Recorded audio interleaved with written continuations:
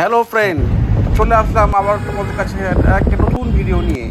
নতুন সফর, নতুন জায়গা, নতুন একটা কোনো রকমের ট্রেনটা পেলাম। ট্রেন হলো 3 ঘন্টা লেট। যাবো আমরা ঘাটশিলার দিকে, আর খুবই সুন্দর। এখন চলে আসলাম আমরা বুড়দি লেক।